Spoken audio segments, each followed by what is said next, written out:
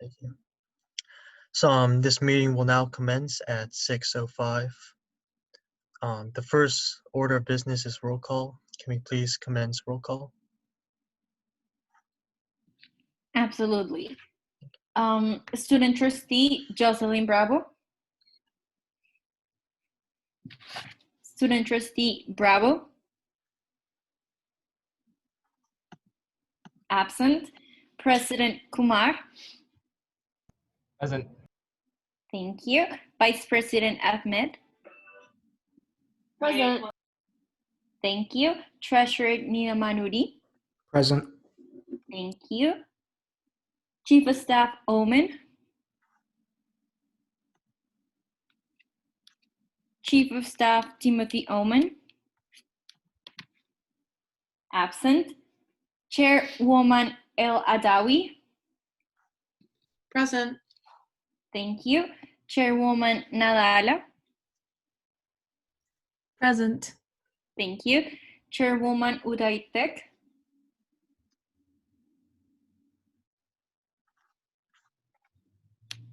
Chairwoman Udaitek. Absent. Chairwoman Show. Here. Thank you. For the record, Chairwoman Hamad has an excused absence. Speaker of the House, Stancheva. Present. Thank you. Representative Petineo. Here. Thank you. Representative Oyefeso.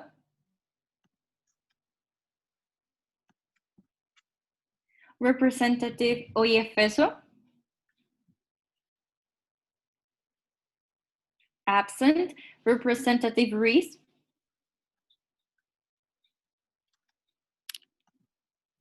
Representative Reese.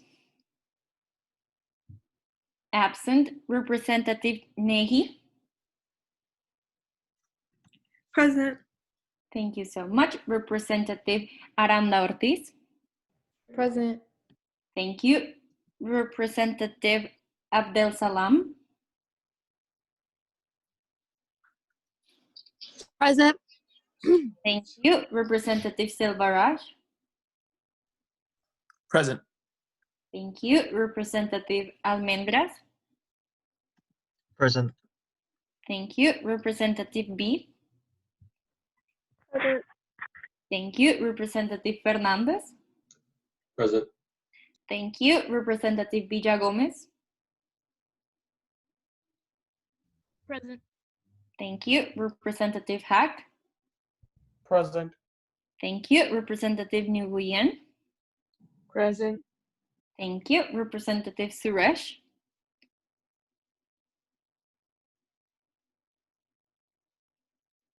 Representative Rohan Suresh.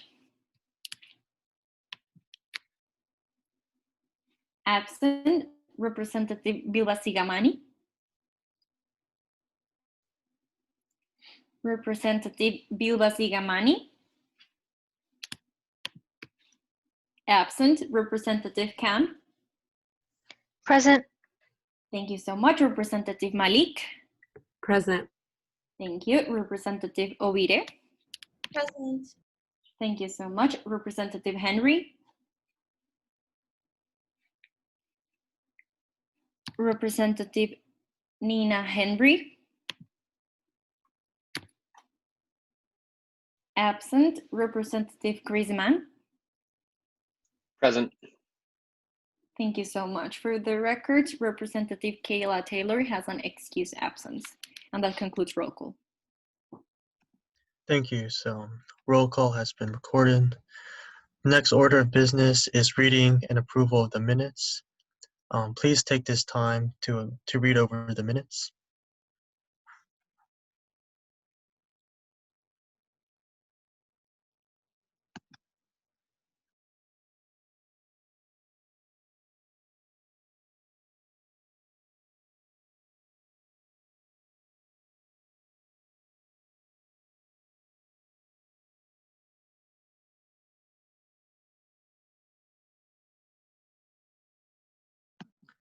Are there any corrections to the minutes? If not, the minutes will stand as approved. The next order of business is reading and approval of the agenda. Please take this time to read over the agenda.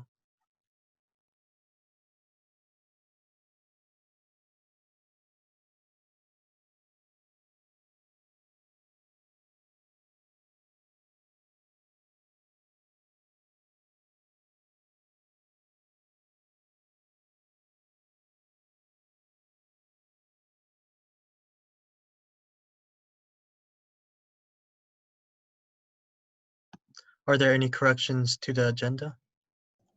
Yes, sorry, I just got the screen share, by the way. I'd like to move to add the members of the Student Survey Collective. So that's Luis, Mai, Renee, Amy, and Ian under guest speakers. Okay. Do we have a second to that? I second that. Okay. Just a question. Do we vote on this now? Yeah. Okay. So those who approve, please say aye. Aye. Aye. Aye. Aye. Those who oppose, please say nay. Does anyone abstain? Okay, so the guest speakers have been added. Are there any more corrections to the agenda? Yeah, can I motion to add something to the items for discussion, please? Yes, and what would that be? The concept of like mental health days or a reading week. Okay, so I added that under items for discussion. Are there any other corrections to the agenda? Can I add myself as a speaker, please? Under the Survey Coalition. Okay. Hey, Matthew, you have to vote on the items for discussion addition. Okay, I'm sorry. So for the content of mental health, for all those in favor, please say aye. Aye. Aye. Aye. All that oppose, please say nay. Does anyone abstain? Okay, so the item of discussion has been added. Are there any other corrections to the agenda? Okay. So the agenda has been corrected. The next order of business is public comment. Is there any public comment?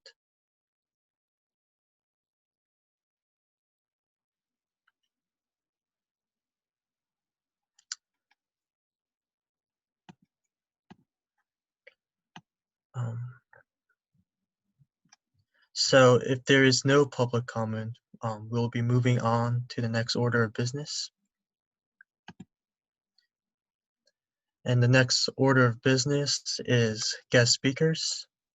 I see that we have some guest speakers, so if the USG member could introduce our guests.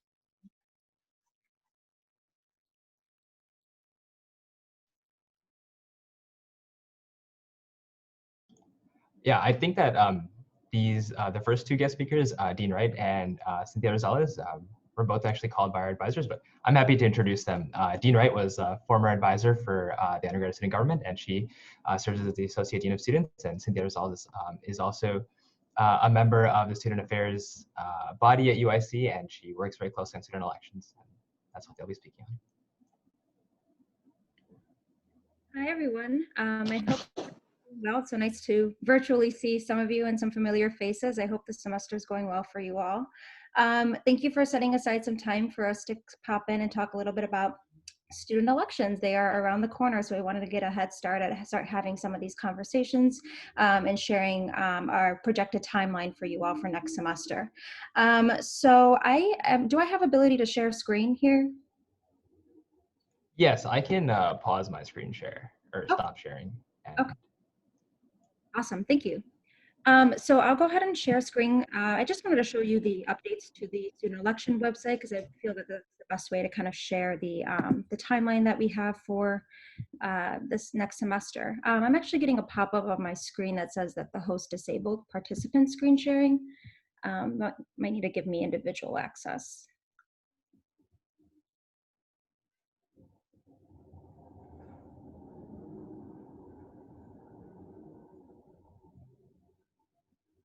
Wait, I think Daisy is the host. Daisy, do you think you might be able to give Cynthia screen share access? Give me 1 second. Thank you. Thank you. And so while we're paused, I'd just like to say again, good evening to the members of the undergraduate student government. Thank you for allowing us to speak to you this evening. I hope you all are well.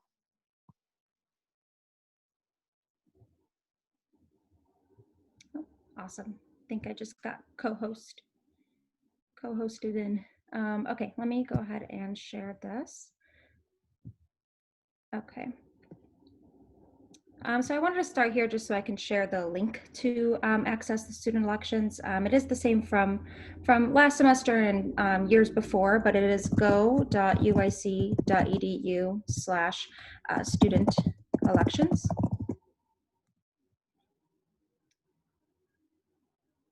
And so once you get to this page, we do have a little bit of information about the timeline here, and that's what I wanted to share with you all today. So this is dates for the upcoming spring semester. So starting on February 1st is when election materials will be made available online at this site here, go.uic.edu/student elections. I will edit that out right there. That's a typo where it says website. And then February 12th, so that typically is, the applications are available for 2 weeks. So February 12th will be the deadline to submit all election materials. We are keeping it at a virtual format, just especially given the current circumstances. It will be, again, using UIC Connection to fill out the applications and everything attached to that. And so this is the date of that deadline and the time, 11:59 that night. Then also that day, one thing to accommodate the current situation with us being remote, we did add a submit campaign materials link. I think in the past, everyone would sort of just either email myself or come into the office to provide those campaign materials. And so with us working remotely, we wanted to add a virtual version of that so that you can sort of just upload content to the EPC via a link. And so that link can be found out at the go.uic.edu/EPC site, and that's the Election Planning Committee website. And I will show that in a little bit as well. So starting February 12th, so the same date that the deadline is for the applications, individuals can begin submitting campaign materials so that they can get a head start at getting those approved by the EPC. Then by February 15th, that is the deadline for which the applicants will be notified of their candidacy. And so you all will receive an email either from myself or from the EPC email address that will let you all know that you can begin campaigning. And then starting February 15th through March 10th, that's when campaigning officially begins at 9 a.m. and ends at 4 p.m. on March 10th. This year, we're still sort of TBD with the Meet the Candidates event and the debate, as obviously it's going to look a lot differently this year. So there is some conversations about what that might look like, and so more information will be to come. But we're imagining, just for consistency's sake, it's always been the Friday before the voting or the polls open, so we'll keep it for that date as well. Then the voting does begin on March 9th. Oh, again, it's good I'm going through this because now I'm seeing a little bit of typos here. I'll fix that as well. It does begin at March 9th, starting at 9 a.m. and ends March 10th at 4 p.m. And so these are some of the dates of when voting will occur. And then that Friday, March 12th, the deadline to submit any complaints to the EPC. I'll have to change that as well because it's a virtual link too for submitting complaints, which is a format that I believe we used last year as well, so via UIC Connection. Here's where the applications will be available once we do have them up and running. We'll edit this site so that it's very visible where students can apply to serve on one of these positions. And then for EPC, I just wanted to kind of show you this site because we added that campaign materials link. So this is one way to get to that site through the student elections page, but the other way to get through there is via the short URL, and that's go.uic.edu/EPC. This is where you can find the EPC handbook and then a little bit of information on the elections that they will be conducting. Right down here is where you can find a couple of links to either submit a complaint, submit campaign materials, or contact the EPC with any questions or concerns. We wanted to make sure that we added these virtual opportunities just so that it's a little bit easier to access for any questions that you all may have as you're campaigning.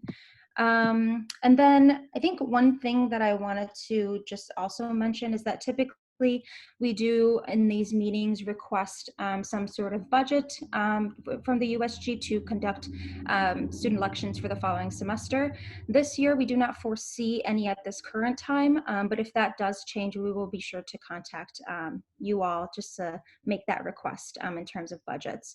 So yes, I think that is all I have for you all. Annette, do you have anything additional to add? Not at this time. Thank you. But yes, if there's any, questions or concerns or anything, I encourage you to email me, and I'm happy to address it. Okay, I'm gonna stop here. There you go. I think you have control back now.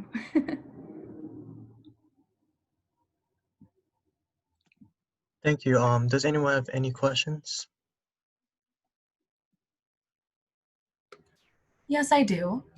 Do you think you can clarify what complainant means? Complainant? Yes. So when the student elections are actually going on and a candidate may have a complaint against another candidate, they can submit the complaint, and so the complainant would be the person making that complaint. Okay, thank you. No problem. Thank you. Are there any other questions?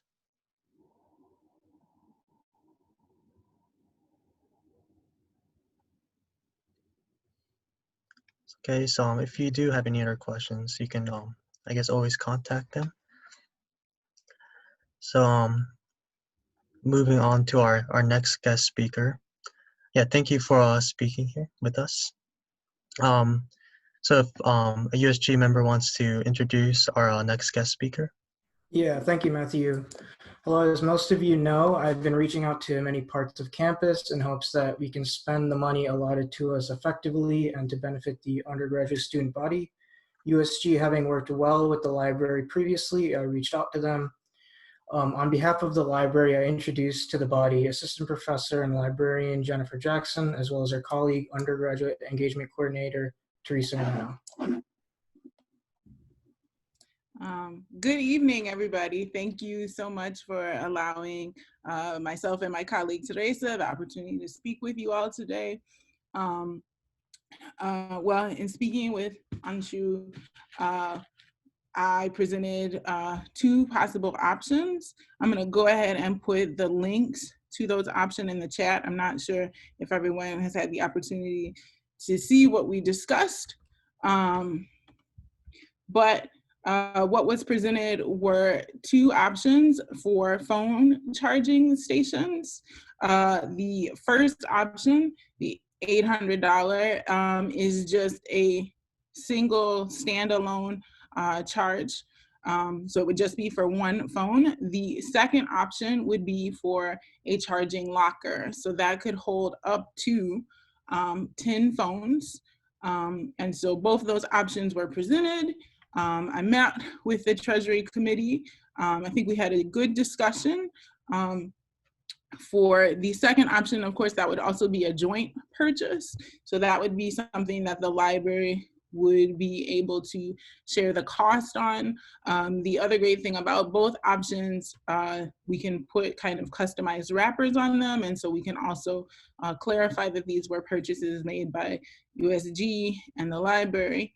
And so in that conversation, in addition to having the locker as an option, discussion was also brought up about potentially having the standalone options on the 3rd and 4th floors of the library.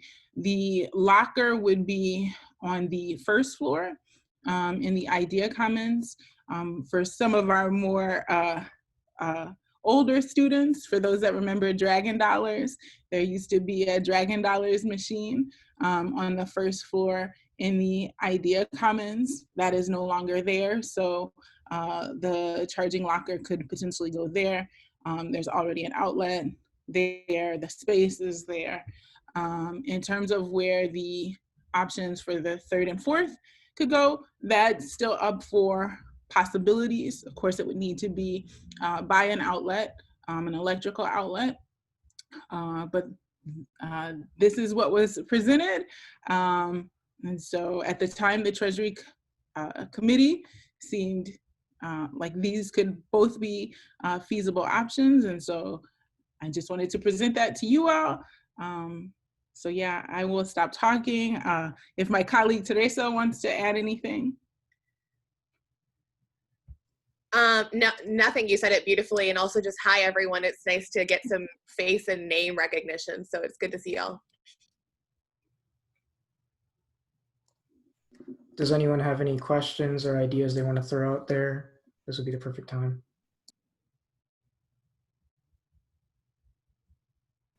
I just had a quick comment. I know there are some recharging stations already in campus that are, what I liked about this is that they're also the same brand as the ones that you're looking, the Kiwi Boost brand, which I think it's awesome. So we have like, just like the same model everywhere. And I would also say that it's super cool that we kind of customize it. I would love to see it like really UIC painted, of course, including that it was bought by USG and the library, but also just if we can just put like a lot of UIC just to like lift up the spirits, that would be great. But I also think this is just a great idea and super, super helpful. Another thing about the prices that are included in there, those are just the website prices. So of course, those would change once we got formal quotes from the company themselves.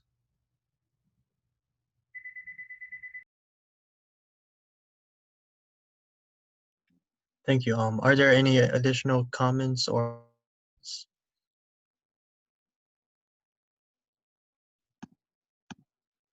I would like to say I think this is a great idea, especially in the library. So then people can just put their phones and they're like away from it. So in that way, it's also less distracting for them. If there are no other comments or questions, move on to our next guest speaker. So if a USG member wants to introduce our next guest. Yeah, our next guest speakers are the members of the Student Survey Collective, and they include Renee, Ruby, Amy, Ian, and Mai and Louise. And they're here to talk about a student wellness survey, a comprehensive student wellness survey. Awesome. Thank you so much, Wasan, and thank you to everyone in USG for welcoming us and allowing us to speak and meet you all. I am wondering, is there a way that we can screen share just like a visual aid? Yeah, I think Daisy is still the host, I believe. I believe. Yeah. Oh, I think I'm the host now. Yeah, I can give you those. Can you give sharing access to Amy Bustos, please? Yes.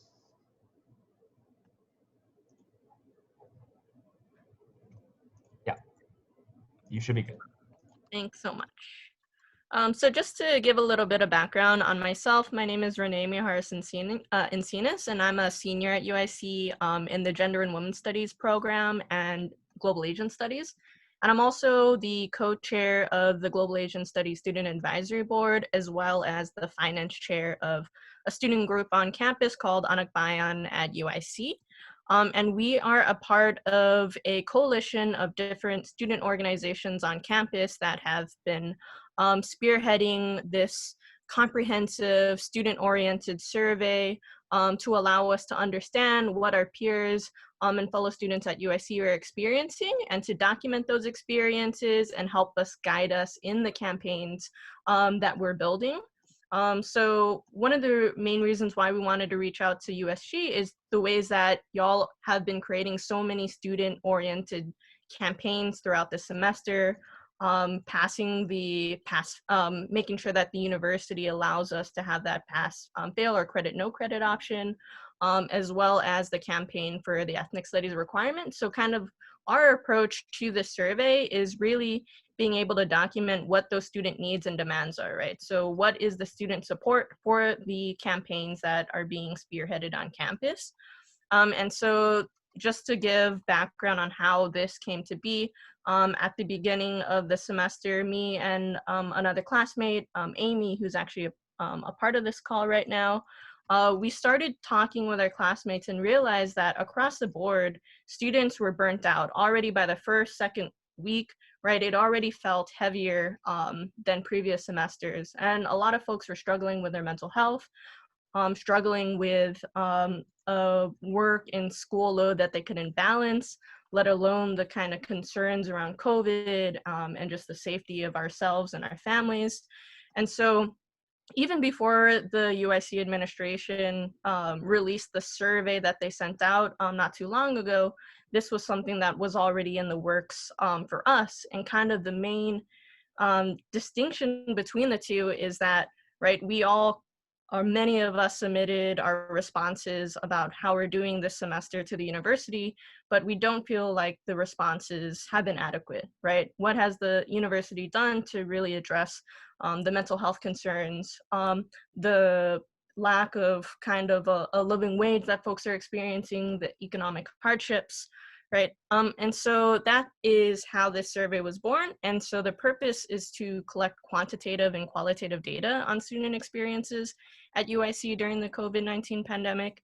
And this data is going to be useful in informing our future and present movement building among student groups and coalitions that aim to advocate for student rights. So the collection of student narratives can give us insight to the needs of students, as well as inform future demands from administration and the demands that already exist. And then I will pass it along to Luis just to talk about, where we are now, what our next steps and plans are, and how do we envision collaborating and expanding this org to include other organizations like USG and other student groups on campus. Hey guys, my name is Louise and I use she, her pronouns, and I'm a part of Roosevelt Network. I'm also part of UIC Bonfire and Anak Bayan at UIC. And all of these different groups have basically come together, just like Renee said, to construct this survey. And so where we are in the process is that we have a draft for the survey, and we've formatted it into Qualtrics, which is like a survey taking software. And now we have just like a draft, and we have a meeting tomorrow at 6:15 to just finalize everything and work on like promotional things. So a lot of people in our team, including Evelyn and Ian, have created the graphics that you see on the screen. So we have a social media campaign already set to go for the next week. And I guess our ask for USG is to promote the survey as much as possible, like in listservs, emails, in your classes, and on social media as well. And we can send you over all of like the graphics and everything that we were planning on posting, if that's something that you guys are interested in promoting as like the undergraduate student government. And in like in the future, once we've collected this data and we have at least like 200, 300 students with responses, then we would just ask you to like continue working with us in analyzing this data and gauging like what it means for students, and hopefully we can use like a lot of this information to inform like movement building for next semester, and like what we need to advocate for in terms of like policies. So I guess like, is there any questions? I don't know. Yeah, that's pretty much it. Thank you. Are there any questions or comments?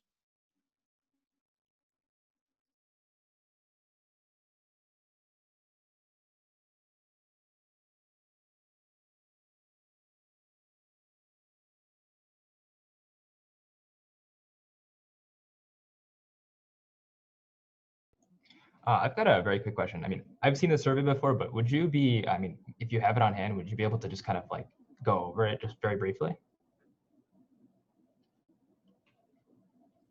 Yes. I'm not sure, like, should I screen share? Amy, do you have the link pulled up?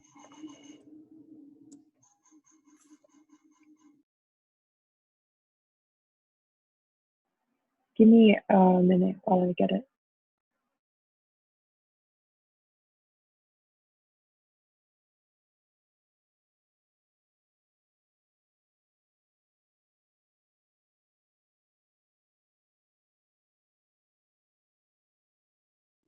Are you able to screen share the Qualtrics survey?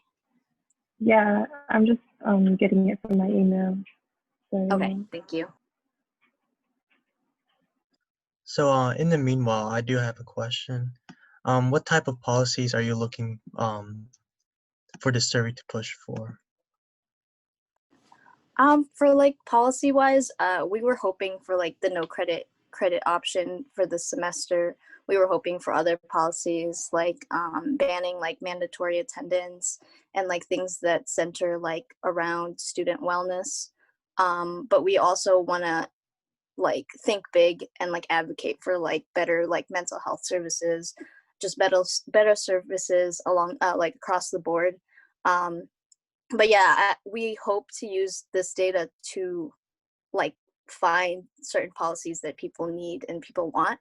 And oh, also a big one is tuition reduction or some sort of like financial aid from the from UIC, just because even though like we've been reimbursed like a certain amount of fees, our tuition has not reduced, and I feel like that's a really big part of the work we're doing is to really show how students are going through a lot of like financial troubles this semester. And then just to add on to Luis's response, we also recognize that there has already been a ton of student organizing on campus by the Good Trouble Coalition, Abolition at UIC, all of y'all in USG, right? So there are already so many demands, and that spans from divesting from campus police to then fund mental health services. And we're specifically looking at transformative justice, trauma-informed practices, services that aren't currently prioritized or provided by the UIC administration, in addition to funding ethnic studies programs, like Global Asian Studies, the Black Studies Department, etc. So definitely we're 100% in line with the campaign for making ethnic studies a general education graduation requirement. So our hope is that, right, we already know there's all these demands, but has the university responded? Oftentimes we get lip service, oftentimes we get promises that are empty or the bare minimum of what we're demanding. So the reason why collecting student needs and experiences and narratives is so vital is because that shows us, right, it's not just us 20 student organizers who are demanding this. Actually, students across campus are saying that this is a need, saying that they want their programs to be funded, saying that they want mental health counselors, saying that they want a living wage on campus.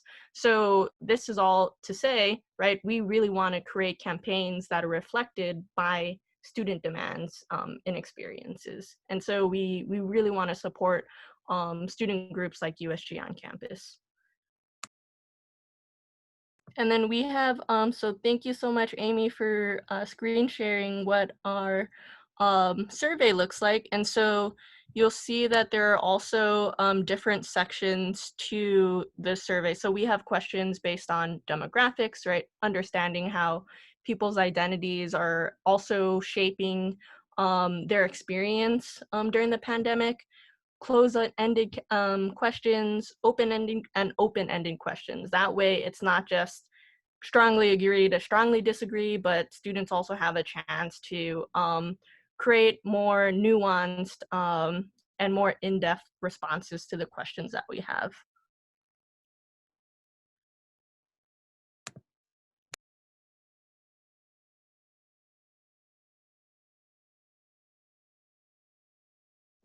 I just wanted to, I'm also part of the survey coalition. I'm Ruby. I didn't introduce myself earlier, but I just wanted to add on to what Renee was saying, how this differs.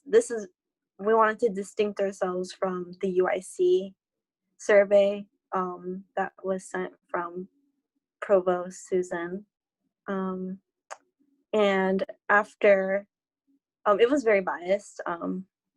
If we have the questions somewhere in our drive, but they weren't informed, it was all like, do you agree or not disagree? And there wasn't no room for people to vent or people to really look in whether or not whether UIC is really doing the best that they can. I feel like after that town hall, clearly not. So we got to show them that they have to care. They have to care that we're not having a good time. And it's more than just not that. It's people don't feel safe. People are hungry. People don't feel they're paying too much for an education that's not even worth it. They feel like, or that's overbearing. And some of these questions we're getting opinions from how to frame them, how to talk about them. Like, I know we passed by the disability question, which we needed to, which we are going to reword to make it analyzing the politics of that language, right? So this is really for students, made by students.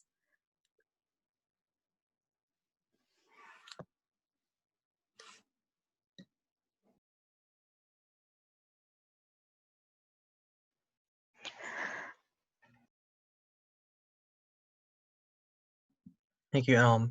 Is there like a contact that we can reach out to in case we do want to collaborate?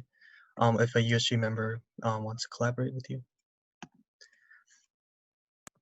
Yeah, absolutely. I can share my email in the chat right now, just because if you would like to be added into our Signal chat for communications, any of us can add you, but just for a streamlined contact, you can let me know if you're interested in joining.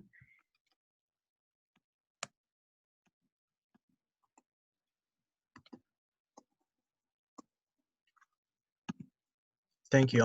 Is there any questions and comments? I have a question. So for the survey, so right now you're showing us a preview.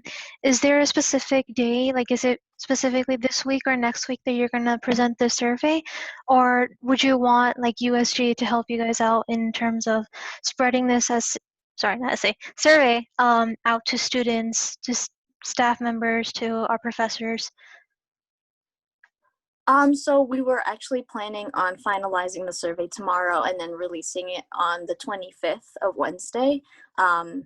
So yeah, that timeline is pretty short, but we want to give students opportunities to fill it out all throughout like Thanksgiving break, and we're planning on concluding it sometime in mid-December. I think around the 14th, if I'm not mistaken, so that we have the rest of the break to kind of analyze the data and visualize it and see what we can do with it. But for USG, like, we just ask of like promotion and to distribute as much as possible in like all the different avenues that you can. But yeah, the 25th is when it will be available to take. Awesome. Yeah, thanks so much for all of your questions, and thank you for allowing us into the space to share with you all. I'm super excited to collaborate just throughout the year. So thanks again. Yes, thank you for presenting the survey. I think it is really important that we get real feedback from our student body. So are there any other questions or comments?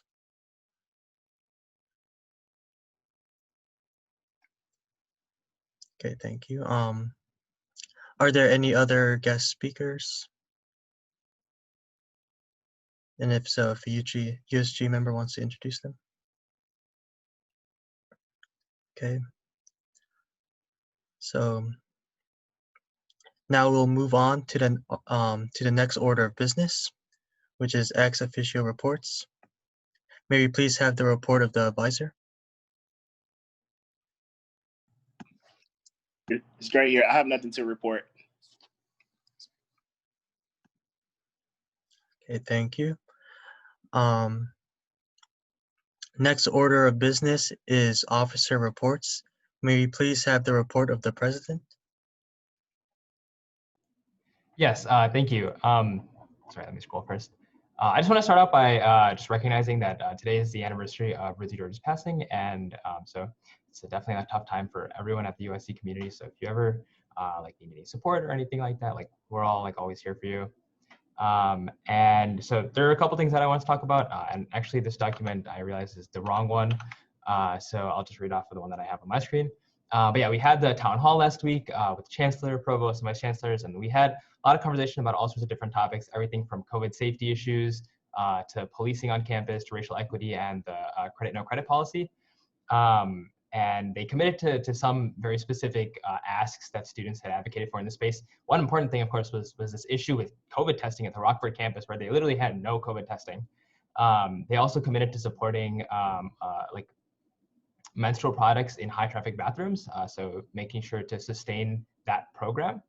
And we, of course, continued to push on the issues of like divestment from policing, tuition reduction, COVID testing availability, especially for students, who might be sick on campus and who desperately need this sort of testing, as well as like the racial equity task force and some of the steps that they're taking. And of course, credit no credit, which, as you've probably seen in the email last week, like it was passed, although the version that was passed ultimately was very far from universal pass that we had asked for, and also far from the sort of middle ground credit no credit with the opt-in that we had kind of looked to settle on. So that was a little surprising. To me, at least, it felt like we definitely had the rug pulled from under our feet.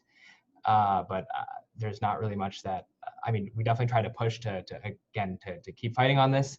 I emailed the provost a couple of times afterwards, but had no response. And so I'm hoping that somebody else might be able to help me out with that. I already spoke to like the chancellor and like vice chancellor about that as well. So they're hoping to kind of clarify some of these issues that we had missed.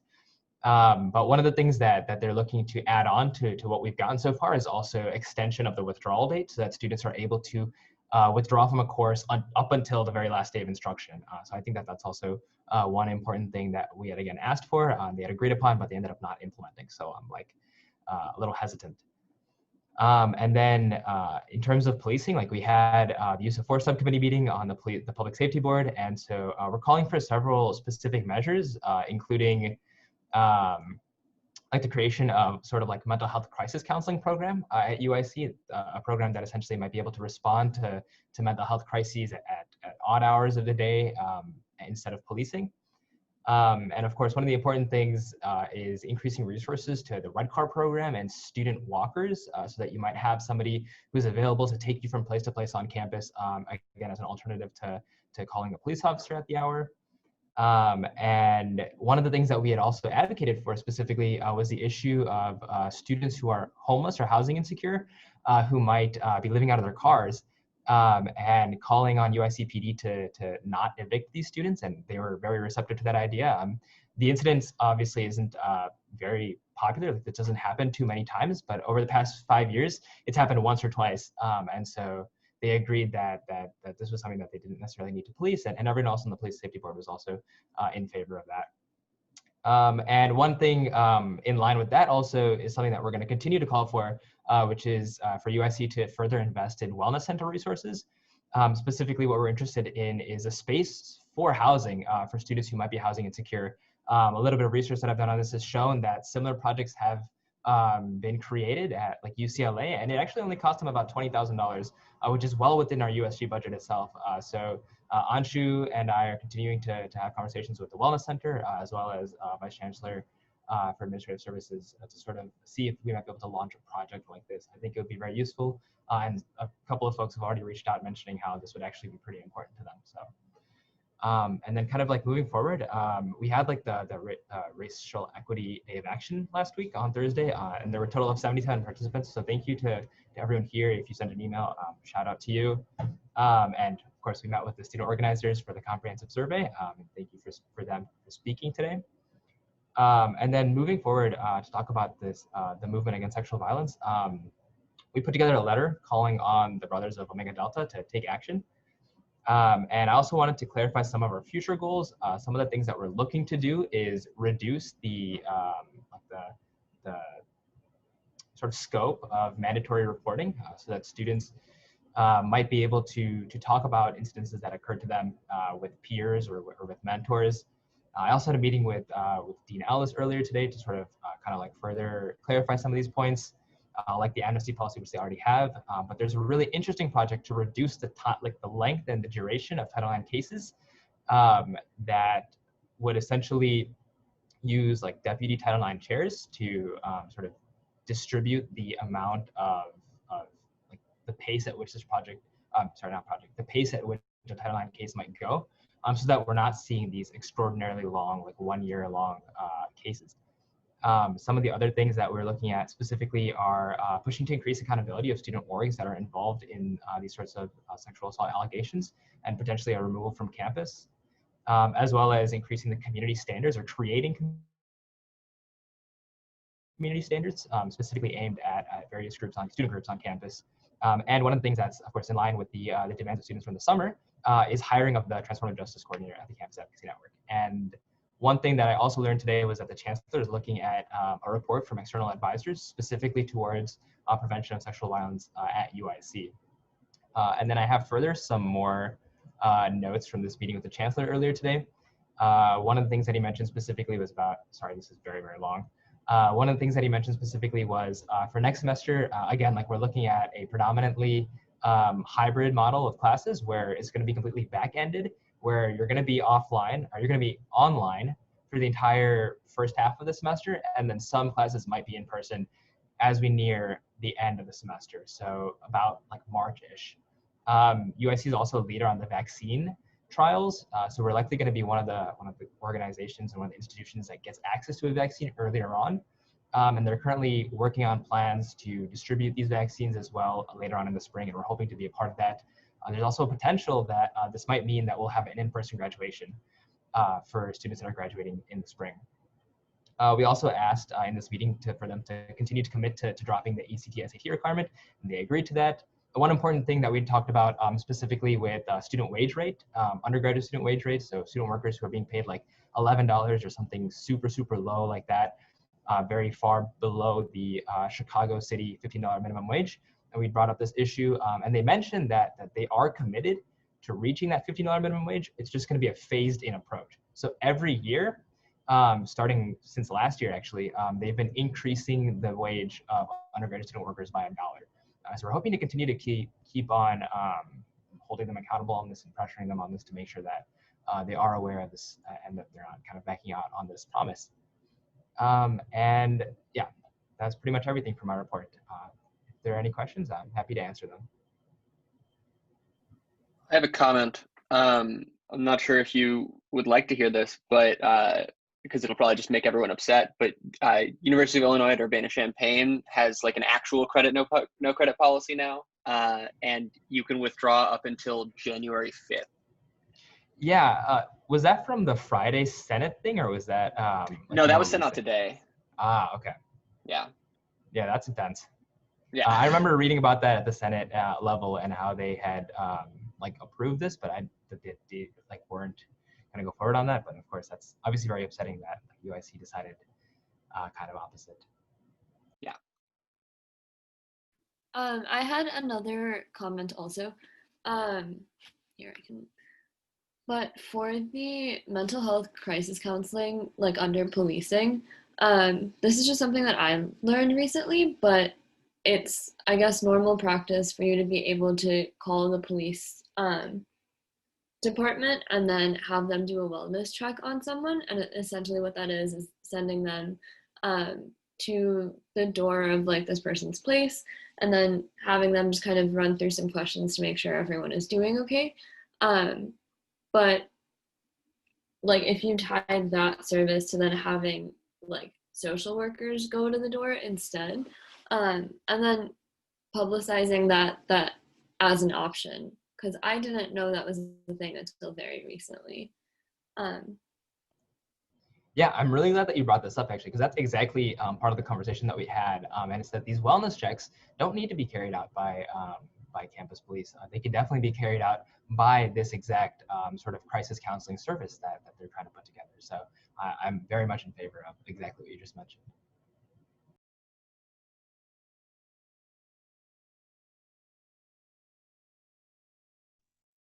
That's a question on credit, no credit here. Do you know what their plans are in extending that to the spring, or if she's like just going to be like, we gave it to you in the fall and everything's up for grabs during the spring, or? I missed part of your question. Are you asking about next semester? Yeah, sorry. Yeah, spring 2021. Yeah, so I like have emailed Provost Poser's office for the past like 2-ish weeks and have just not gotten any responses. And so I don't know when they will get back to me, but I'm hoping that they will. And literally like what I want to talk about was next semester and academic policy and how we're going to do credit, no credit. So I brought this up like at the meeting with the chancellor today. And so hopefully he'll, bring it up with her and she might get back to me at some point. Cool, thanks.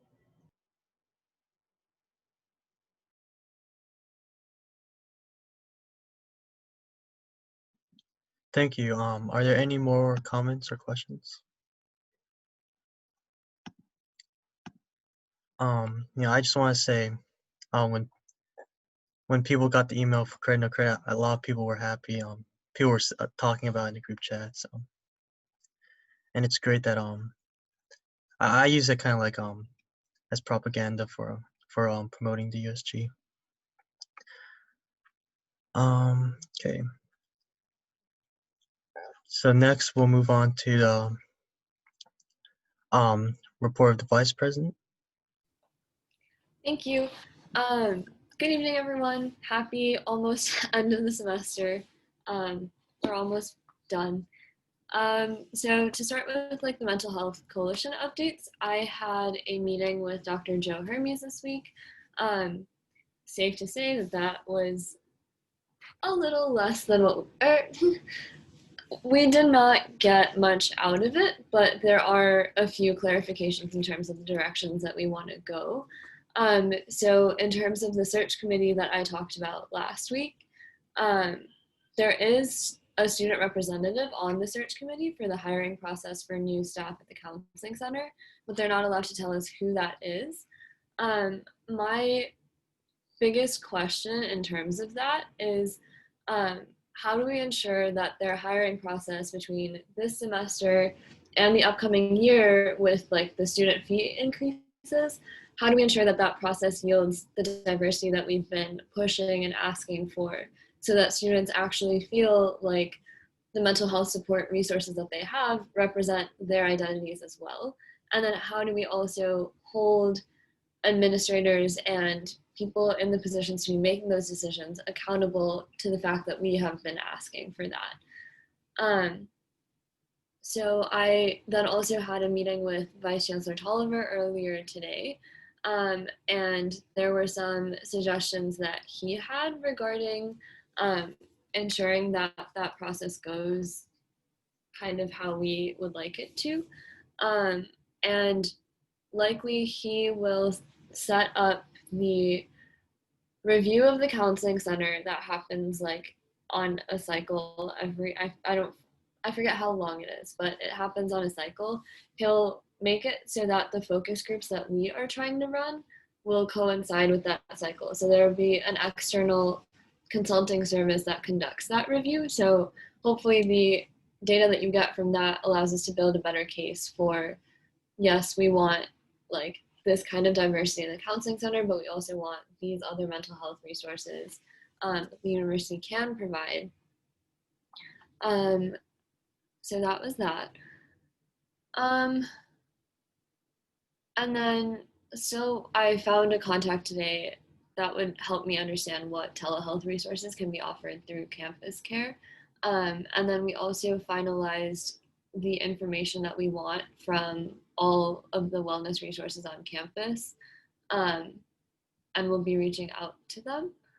And then the last thing is about a resolution that I do want to pass, but it requires a little bit of discussion before we really jump into it. But the idea of providing for mental health days, it kind of goes hand in hand in terms of like the not requiring attendance that has been brought up in discussion before, but this would hopefully apply in a world post-pandemic as well.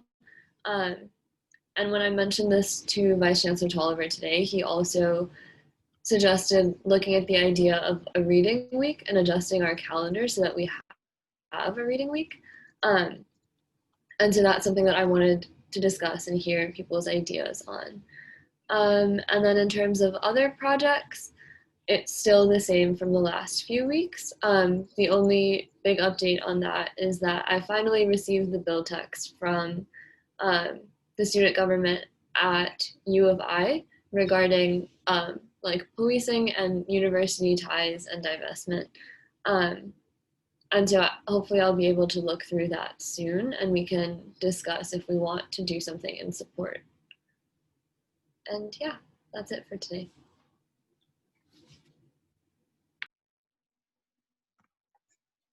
Thank you. Are there any questions or comments?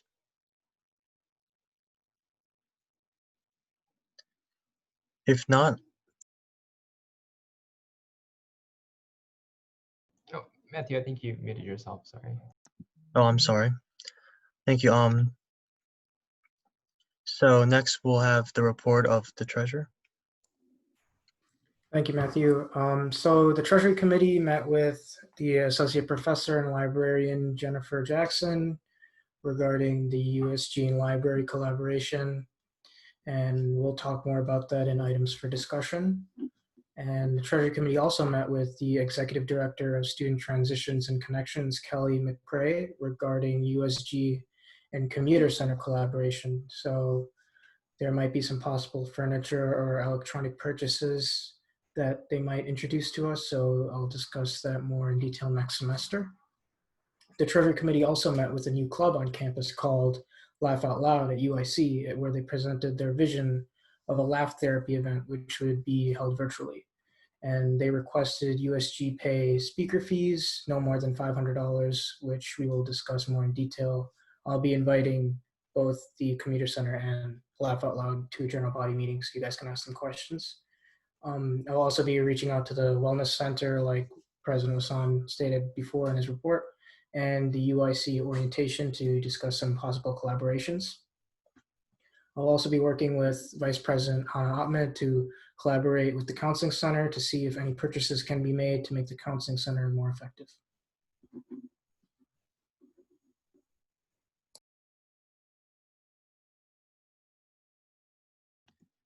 Thank you. Are there any questions or comments? Not. Next, we have the report of the speaker. Hello. So I just got back from Chicago. It looks like my computer is really slow. I'm sorry about that. I will restart it as soon as I'm done with my report. But basically, I just wanted to say thank you to Matthew and Quinn for taking the initiative and making cookie jars for all of us. And also, I did want to say thank you to everyone who is willing to deliver them. And that this whole, end of the year cookie jar thing would not be possible without you guys. So thank you. Um, so pretty much all I have focused on in the last few days has been, making or like helping in the making of the jars. So I made like the printed instruction cards. So like when you get your jar, you'll see little cards on them. I made those cards. And also, let's see. I also ordered some supplies like bags, and like some ribbon for wrapping, other stuff as well. And I already did bring the supplies today. That's where I was coming back from. Um, but let's see. But yeah, so basically, we're working on trying to figure out who's going to pick up what deliveries exactly. And yeah, there is a resolution for later today to reimburse us for the materials spent for the cookie jars. Um, and yeah, so the other thing is that whoever is delivering the jars will try to reach out to you either via email or via, some other sort of communication. And they will try to figure out a time that works for everybody. So if you know that you have talked about a certain time, and try to be present for that time, try to be prepared to meet them, because this is not the way we're envisioning it. It's not really like shipped. It's more so like literally a gift bag. So if it's left outside, someone might take it. So it's just better to, for them to hand it directly to you so nothing gets lost. Um, but if you live too far away, your jar might actually be shipped. Um, and yeah, so the other thing is that the people who are delivering might ask for your phone number just to make sure that they can call you when they get there. If you're comfortable, please share your number so we can make sure that everything goes smoothly. Um, and if they cannot reach you during the time you agreed on, they might just drop off the bag at your house and then leave.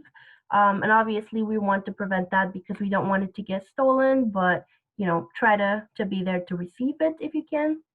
And if there are any issues with communication between anybody, let me know, and I'll be happy to help and talk to them for you, or just give them a nudge to write back to you.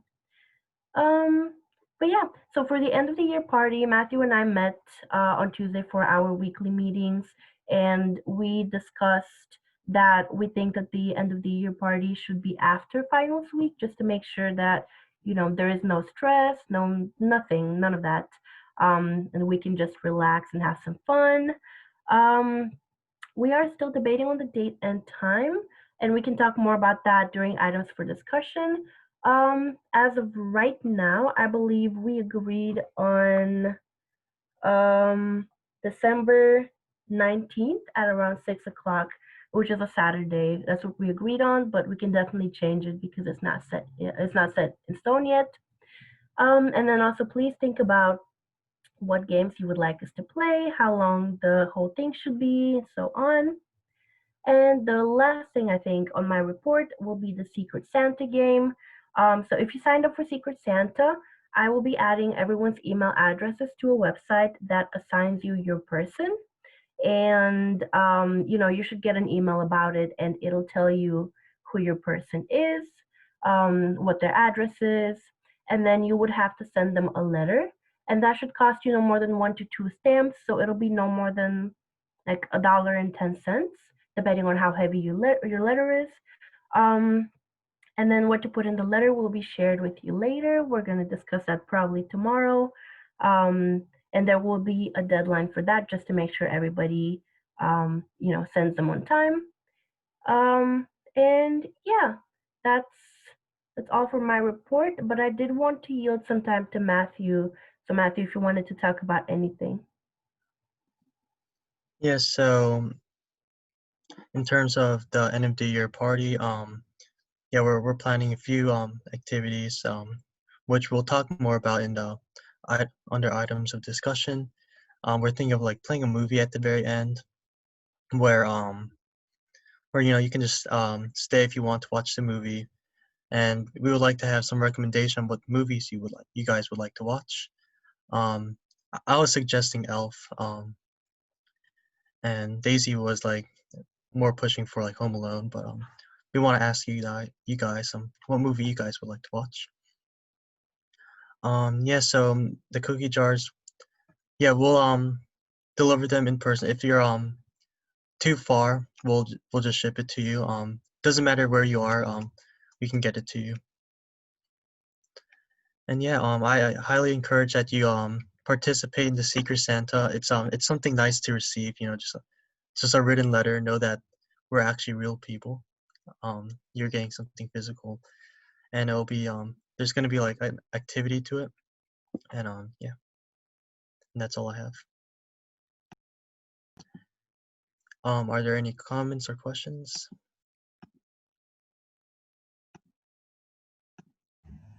Yeah, I have a comment. I want to say Yes. thank you for organizing the Secret Santa and the end of the year party. It's really amazing that you guys are doing this and helping us become a better community at USG. Thank you. Oh, no problem. And we enjoy doing this stuff. So, any other comments or questions? If not, next we will have the report of the Chief of Staff.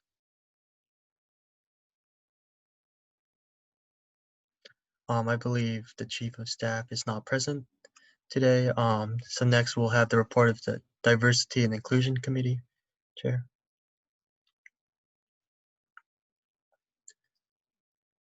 I believe she is also not here at this meeting today, so we'll move. Next, we'll have the report of the Legislative Affairs Committee Chair.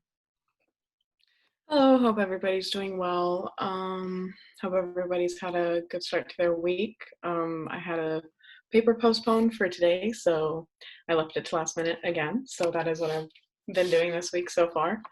In regards to last week, we had a mental health coalition meeting. We set up a couple meetings with a few other people, as Hannah previously discussed. I'm not going to spend too much time on that point.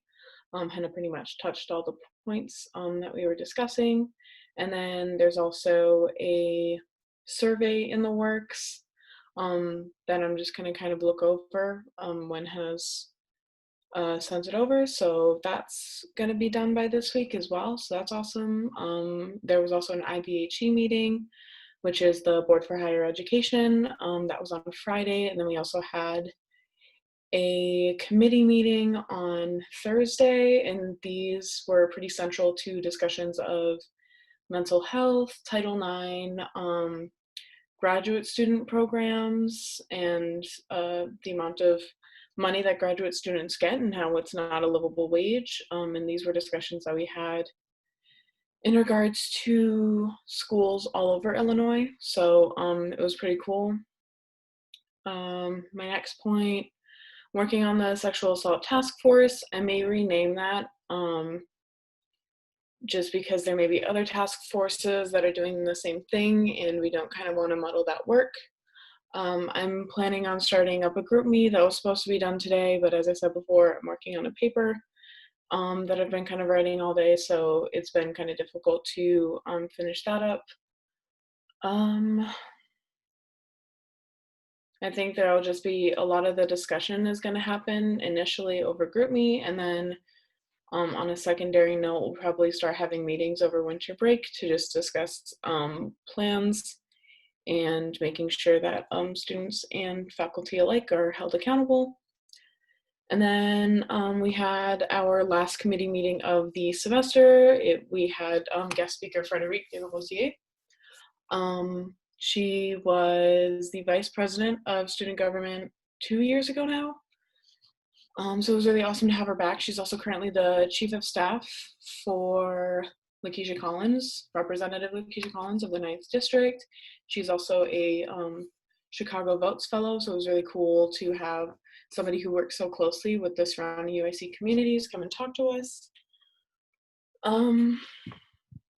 So a lot of the discussion is kind of outlined here. You can definitely go look in the report. I don't want to take up too much time, but we talked about how there's UIC touches into so many wards, and how UIC and due to the way it's structured, feeds into the gentrification of these communities and doesn't necessarily help the surrounding communities.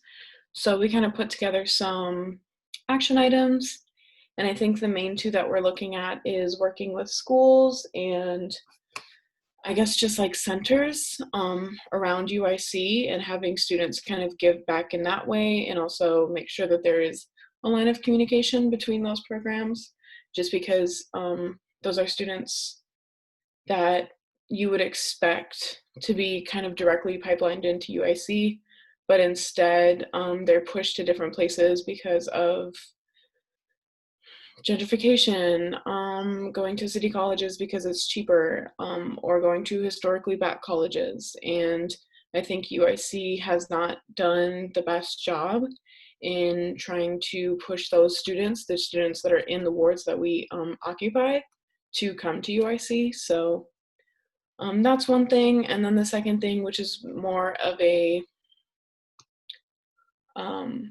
campus, I guess, central thing, it would be working to make sure that there's a partnership between locally owned businesses, like businesses on Taylor Street or just in general in the surrounding communities that are locally owned. And you see a lot of students going to like Busy Burger, or I guess probably Chipotle or Chick-fil-A instead of those. So I guess as an initial thing, we would want to have like a pamphlet of what like some really good locally owned restaurants are in the area. And then as a secondary, trying to push the university to have maybe our like USG meetings, bring in food from locally owned businesses. However, Sweet Maple, yes. But because of discussions from previous years, I know that it's going to be pretty lengthy because students are never really allowed to have food coming from outside brought into SCE. So that might take a while, but I'm hopeful and I hope that we can get it done.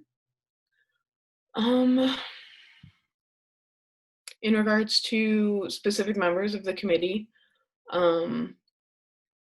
just making sure everything was wrapped up for the semester, planning for the next semester. Unfortunately, Misty's event, because of the COVID shutdowns, had to be postponed. So that is, again, postponed for next semester. Hopefully that happens. We can get that done right away. Matthew is working on adding more survey questions and kind of rewriting them based on discussion from last week. And then there is probably, hopefully within this week or next week, going to be communication with the Senate faculty president on Michael's initiative of making sure professors are uploading to a calendar of some sort. We've kind of moved away from it being only the Blackboard calendar and just a calendar that all students kind of have access to. So yeah, it was a really productive last committee meeting, and I hope everybody has a good rest of the semester because this is also our last general body meeting. So I yield for questions.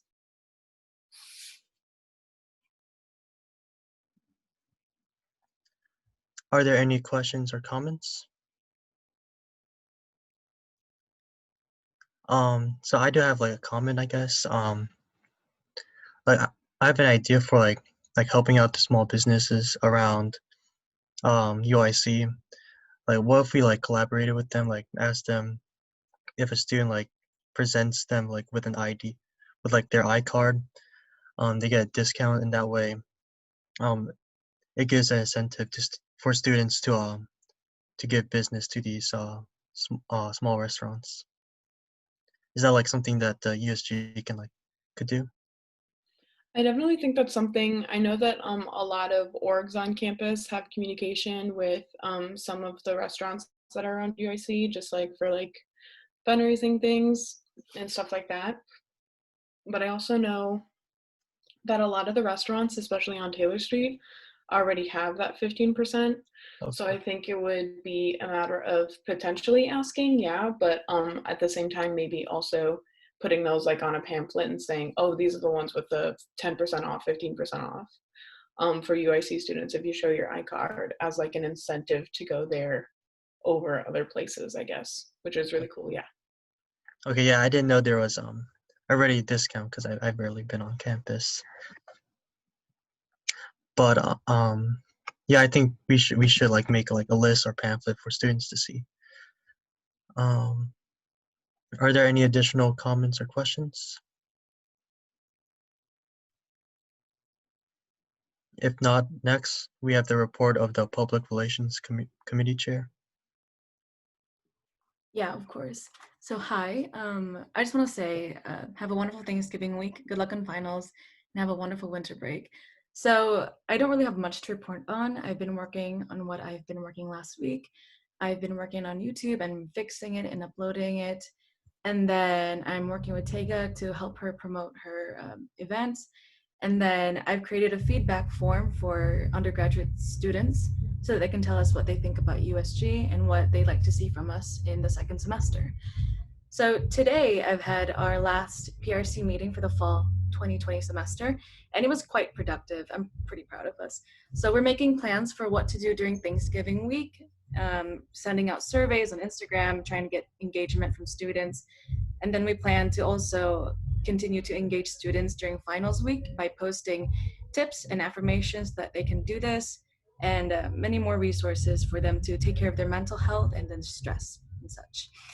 And then I am planning to work on PRC related systematics during winter break so that I can have a meeting with PRC before the second semester starts, so that when the second semester starts, we start rolling the ball.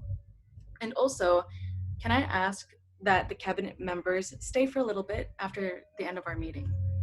That's all. I yield for questions.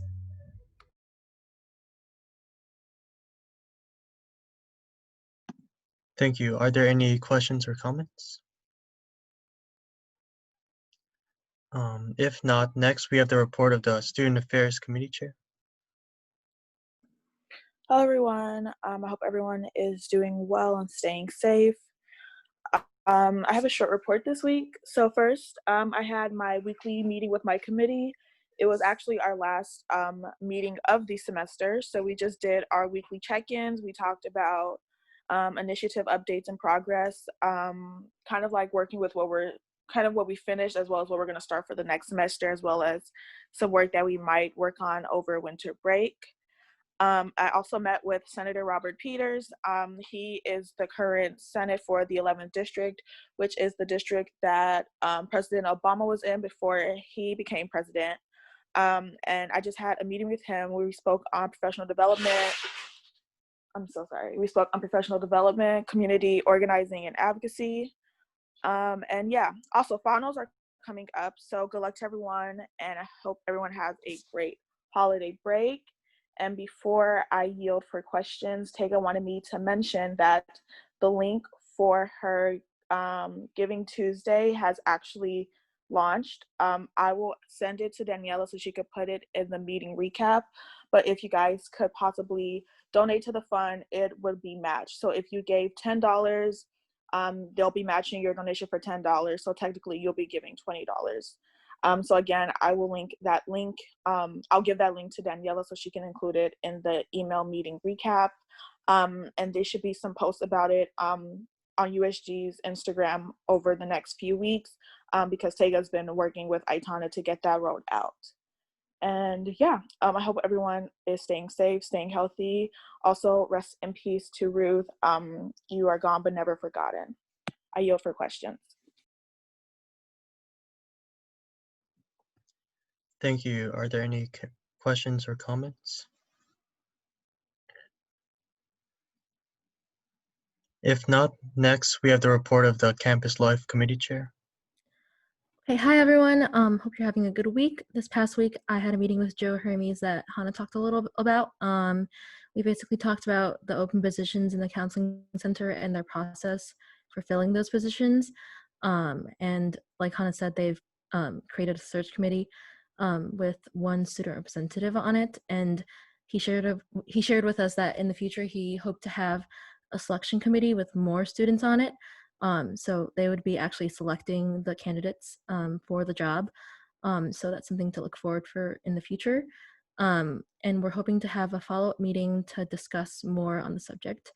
In terms of other mental health coalition objectives, I've been working on compiling some mental health resources on campus for the survey.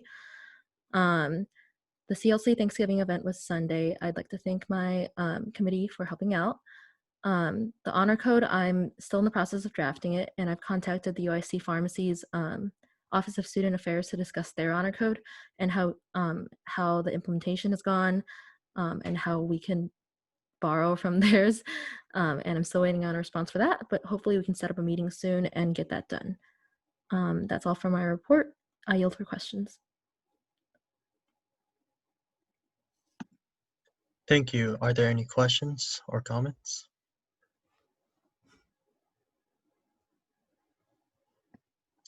If not, the reports will be filed. The next order of business is old business. First, we have Resolution 2020 F11906, which is the cookie jar reimbursements. If Speaker Daisy wants to read it, or I could read it as well.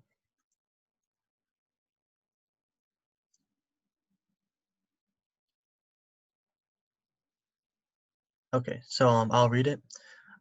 Whereas the USG usually holds the end of the year party every winter, and whereas these events are normally held in person and allotted up to $500 for food and other costs, and whereas due to the current pandemic, we are unable to hold events in person, then let it be resolved that this year's end of the year party shall be held virtually, and let it further be resolved that cookie jars shall be made and delivered to members to replace ordering catering, and let it be further resolved that based on the receipts attached to this resolution, Speaker Stancheva shall be reimbursed the cost of $35.56. Interim Speaker Almendras shall be reimbursed the cost of $31.51, and Representative Chrisman shall be reimbursed the cost of $83.75. And if we scroll out, I believe there are the receipts, but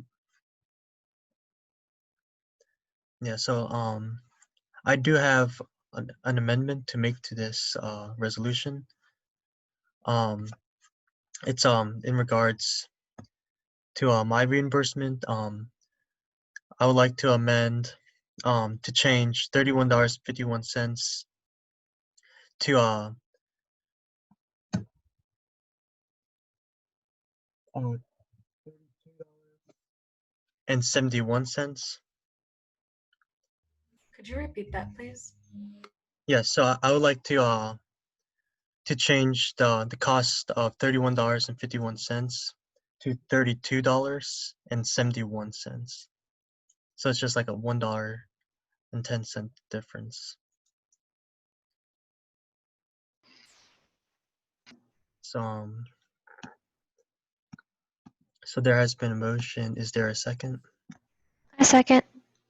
Thank you. So all those who agree, please say aye. Aye. Aye. All those who oppose, please say nay. Does anyone abstain? Okay, thank you. So that will be changed. Also, additionally, I'd also would like to amend to add so we also would like to buy stickers to put on the the jars, and how that it'll be the USG word cloud logo. That's the stickers we're going to be putting on to the jars to make it look a little bit cooler. So, and it'll be $25 for 30 stickers. We're buying this from like a local sticker shop that's by my place, and I can actually pick it up tomorrow if we vote yes on this amendment. So I'm making a motion to add another line to this. It'll read, "Let it be further resolved."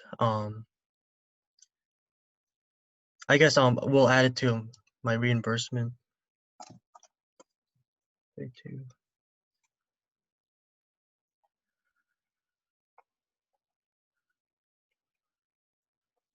So okay, again, I'm changing my reimbursement. I'm sorry. To from $31.51 to $57.71. Again, this is just adding the cost of the stickers. That'll be added onto the jars. So there has been a motion to change that. Is there a second? Wait, I have a question. Are the stickers purchased?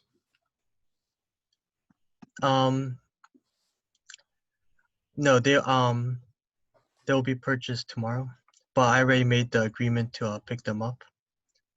Okay, so the price is finalized, right? Yes, the price Okay. of $25 is finalized. Okay, so is there a second? I second. Thank you. All those who agree, please say A. Aye. Aye. All those who oppose, please say nay.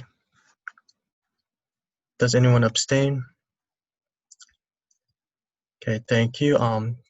So the total cost of my reimbursement shall be changed. Are there any other amendments to this resolution?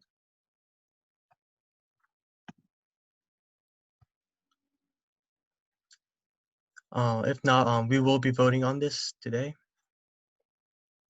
So I'd like to motion to yes. make this resolution an executive order and vote on it tonight. Thank you. Is there a second? Or I second. oh wait, yeah, we can't second on the executive order. Sorry. Sorry. So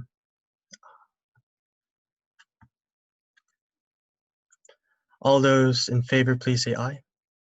Aye. Aye. Aye. All those who oppose, please say nay. Does anyone abstain? Okay, so resolution 2020 F11-906 has been passed. Next order of business is items of discussion. First item of discussion is the UIC library charging stations.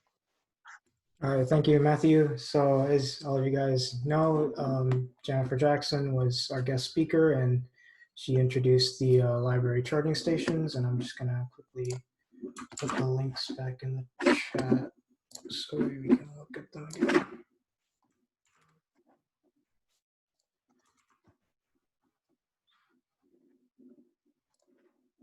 So basically, I just wanted to discuss like what the body was comfortable purchasing, and so some of the few options that I and the Treasury Committee thought up with was the first option would be the one charging station, which is $900, but I think we can do better than that.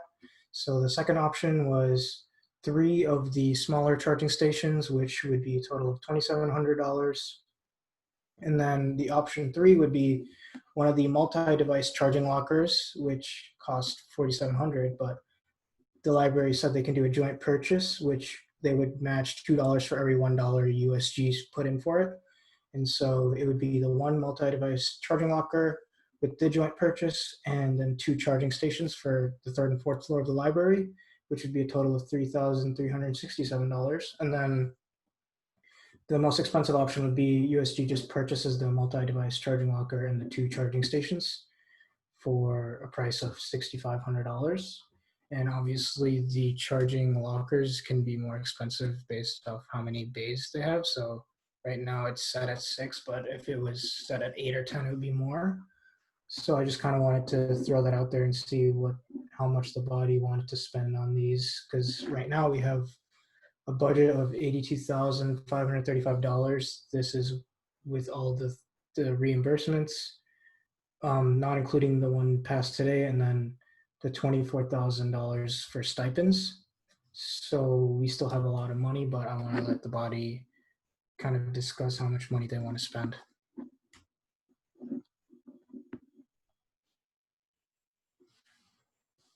Are there any comments, questions? Yeah, so can you say again how much money the USG has right now? Yeah, right now we're at $82,535, not including the reimbursements just passed, 24,000 of which are stipends. So those haven't actually been purchased yet, but those are allocated for that. And then I'll just put in the 4 options in the chat so you guys can.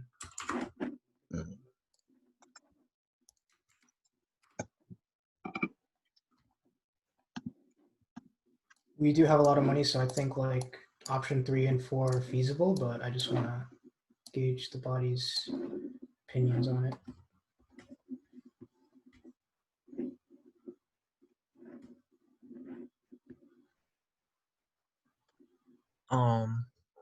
So I would like to say I like option 3 because, or option 4, I mean.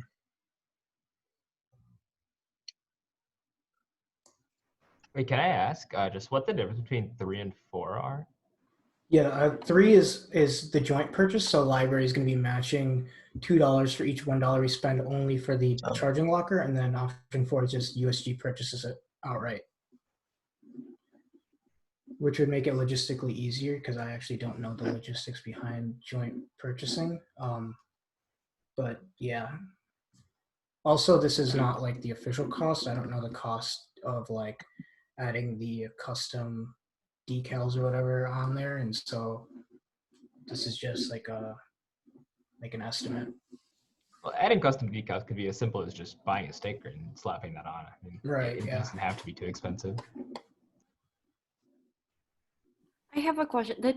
The charging stations are the individual ones, and then the multi-device charging locker is this one that we're seeing right now? Yeah. Okay. Are you considering, is there an option for just buying this one instead of the charging stations? Is that feasible?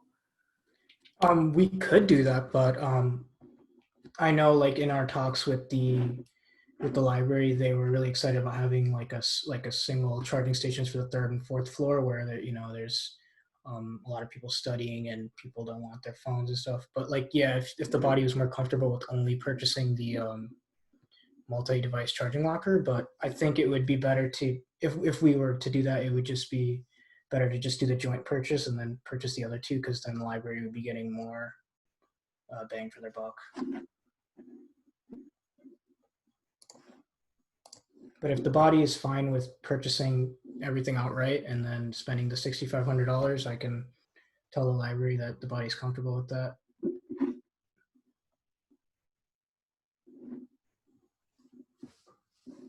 We could also, and I know this is easier for like just budgeting reasons, but we could also buy the multi-device charging stations like ourselves, and then the library individually can buy the individual ones. That might be easier. I don't know, but I just think that the more multi-devices that we can buy, like this locker that includes multiple phones, I think this is the most useful one. So the more of these ones that we can buy, I think that's going to benefit more students, but the other ones also look really helpful. So either way, I'm okay.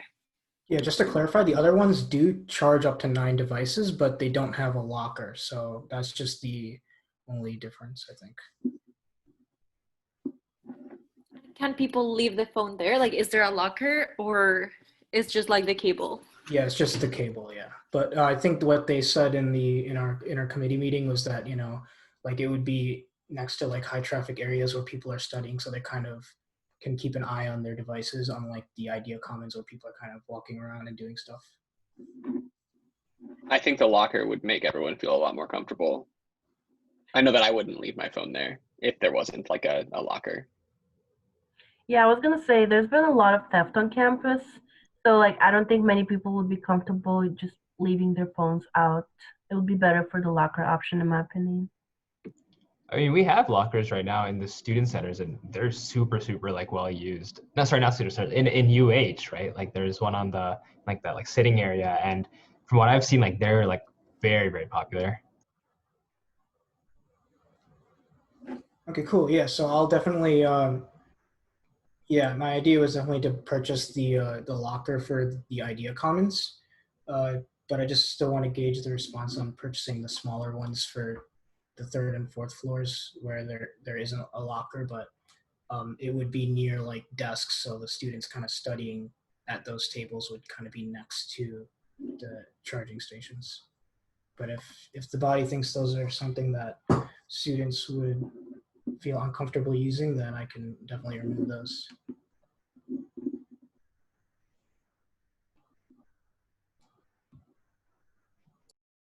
So I think that if it's like a one phone charging station and it's like next to a desk, like that's fine. But if there's like 7 phones or 10 phones or whatever on that charging station, it's probably not ideal because you can't really make sure that someone's not picking up your phone when they're picking up their own phone. And so like that can become a problem. Yeah, and just another clarifying thing is these multi-device charging lockers require like a different outlet than the outlets that the library has, and because they had the Dragon Dollars machine there previously, the outlet is already there, so they don't need to like change the outlet. But for the smaller ones, it works with a regular outlet, and so for the third and fourth floors of the library, we won't be able to purchase the device charging locker unless we want to like fund the like changing of the outlets, which I don't think we want to do. So for the third and fourth floors, it's either we purchase the smaller ones or we don't purchase anything. But for the Idea Commons, definitely we'll purchase the charging locker. Is there any way that could be like a collaboration between USG and the library where they take care of the outlets and we take care of the locker? I can definitely reach out to them and see if that's possible. I guess the only issue would be what floor would we want like the second charging locker to be on, because the first floor is like, yeah, a lot of foot traffic, so that's kind of easy, but the second, third, and fourth floor is kind of, you know, I don't know how many students are going to be there and how many students are going to use it, but like if you guys have any ideas, definitely.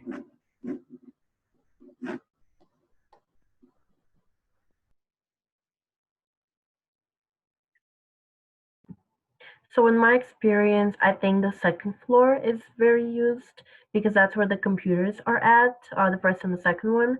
And the third and fourth are more so like quiet reading areas, in my opinion. At least that's from my experience.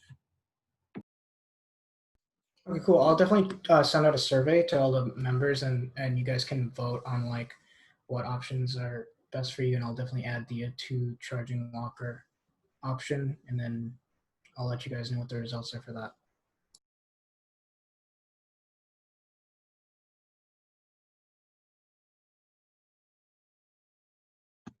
Great. Are there any additional comments or questions?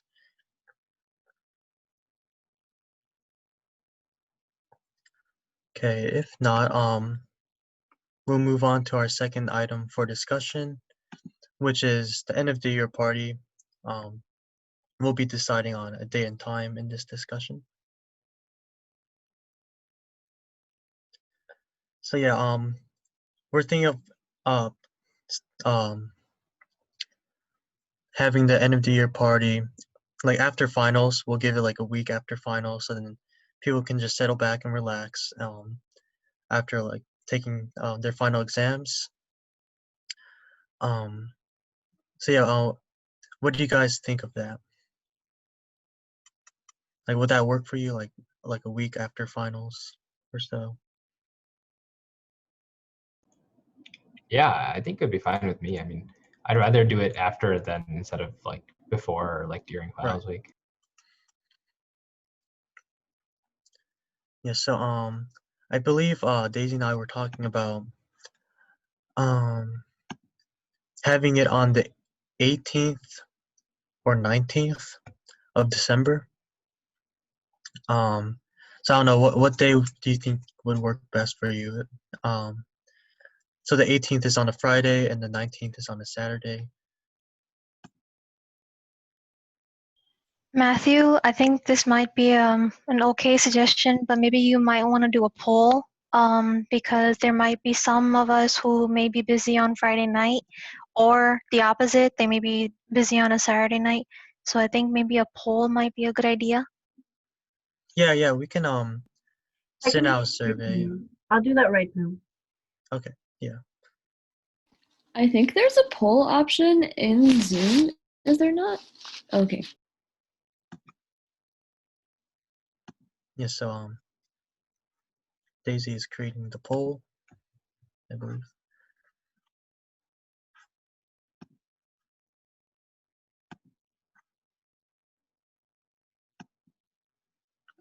And also I would like to also talk about like is there any movies you guys would like to watch?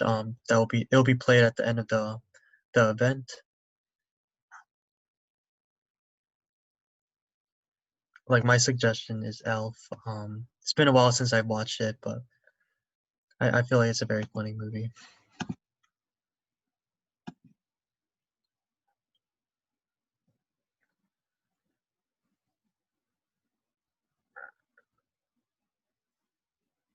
Why? What's wrong with the Polar Express?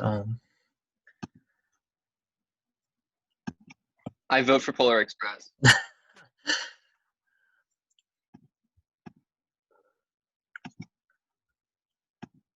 The Grinch. Okay.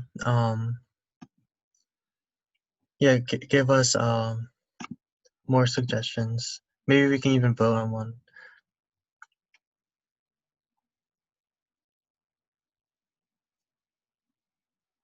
Also, have you guys watched A Christmas Story? That's a movie I was thinking about watching as well. Yeah, Home Alone. Yeah, we were also talking about that as well. What's the Christmas Story? So I guess the movie it follows this kid around Christmas time. I guess he wants. It just follows like a kid like during Christmas. Um, yeah, like he wants this gift, but his mom doesn't really want to buy it for him. It's an old movie. It's from like the 1980s, but it's really funny because it's just like the kid has a big imagination and like he's tripping sometimes.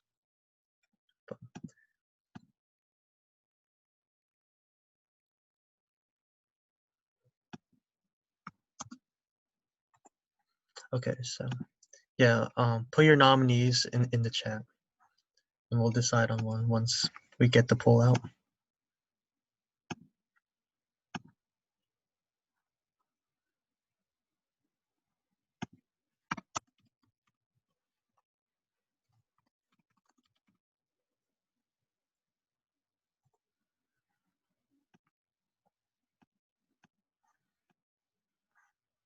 Also, oh yeah, I forgot to mention. I think we're also doing like kind of like a sort of a cookie competition, like who bakes the best cookies. So make sure you bring your A game in terms of baking. Because I'm gonna win that. I have a really great idea for a cookie design. Okay, so I just launched the poll, so feel free to fill it out right as we're speaking. So yeah.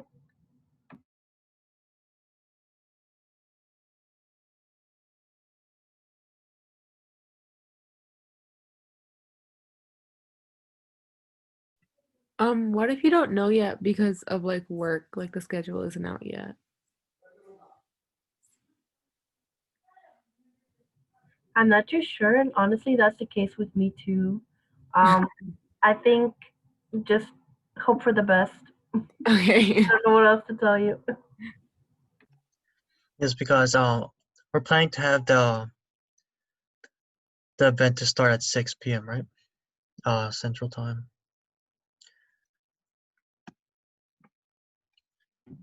Yeah. Okay. So it looks like everybody's voted, or the poll is closed for some reason. But it looks like most people said that they are available on both dates. It looks like the poll may have closed early. Is there anybody who didn't get the chance to answer? Who might not be available?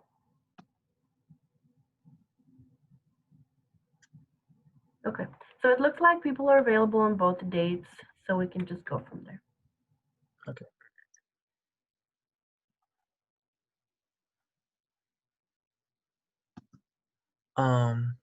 So yeah, if you guys have any more suggestions for activities to do, Daisy, are we gonna put like a poll out for the movie now or later? I can do that. You just have to tell me what movies there are. Okay, yeah, Okay. they're in the chat.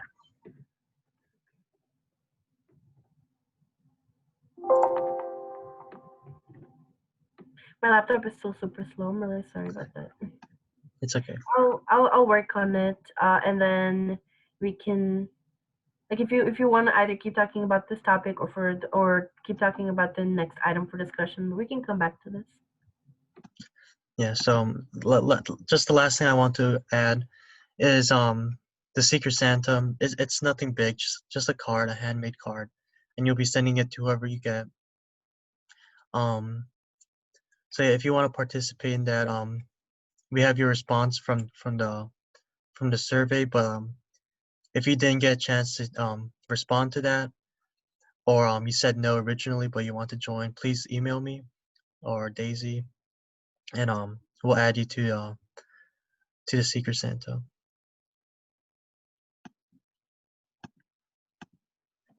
I have a question about the cookie jar drop-off thing. Yes. When do you guys plan to deliver? Is it going to be around like next week, like after finals week, or like what's the plan? Actually, we were planning to do it maybe like this Wednesday. So yes, stay posted on GroupMe or check your emails because we'll be contacting you. Yeah, we'll ask for your phone number and stuff, so then we can like text you or call you that we're there, so then we can do it as quickly as possible. Yeah, on Wednesday, most likely. Okay, so I launched the polling for the movies. Did I miss? Oh, it looks like I missed a lot of movies. I forgot to scroll down. I'm sorry. Hold on. I keep working on this. I'm sorry. Okay.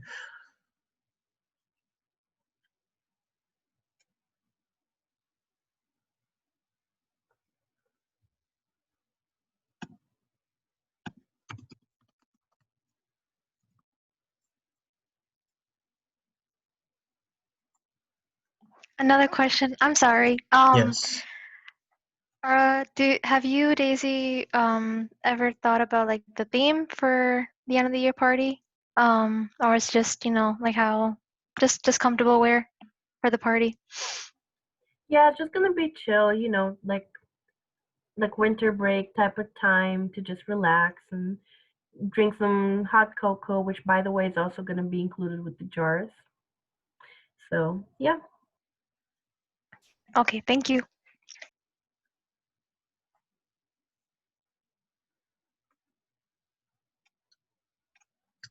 Oh yeah, I guess I should say that you do need other ingredients. Not all the ingredients are included in the jar. Just like the dry ingredients, you need you still need like milk, eggs, and butter. I think is an ingredient as well. So yeah, just a heads up. So does anyone have any questions or comments? I had a quick question. So we Yes. received the little cookie jars, right? And then we save them until the day of the meeting, right? does Yes, the and then material like spoil or anything? Do we have to put it in the fridge? Is there anything that I should no, take into no. account? Yeah, so everything in the jar are dry ingredients. Nothing in it will spoil. Um, it's just like flour and stuff. Yeah, So it's yeah, literally nothing. flour, sugar, and like mix-ins. Yeah. You have to have eggs and butter, or like your whatever you use if you don't use eggs and butter, but that's up to you. So yeah, so you don't have to worry about anything. All the ingredients will be there aside from eggs and butters. Yeah. Okay, so I'm just finishing up with the making the poll. So I'm gonna save it right now, and then we're gonna launch it just in a few seconds. And just give me a few seconds.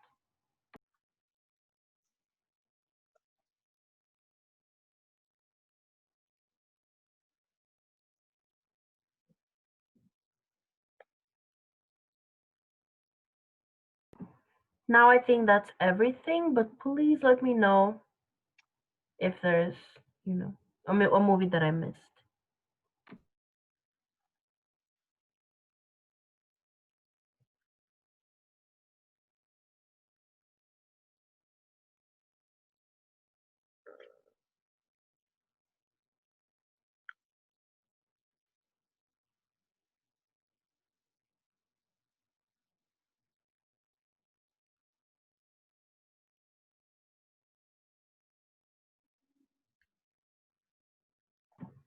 There's like 5 more people that need to vote. If you haven't voted, make sure you vote.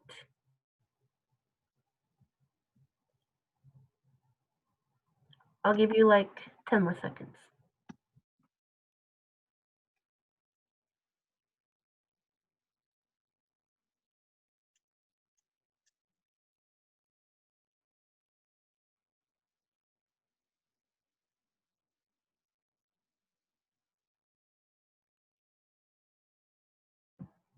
Okay, so this is the result. And you guys spoke. Thank you for voting. Thank you for picking my movie. I appreciate you. Okay, so you guys have voted on Home Alone, so that's the movie we're going to be watching at the end of the event. It's gonna be chill.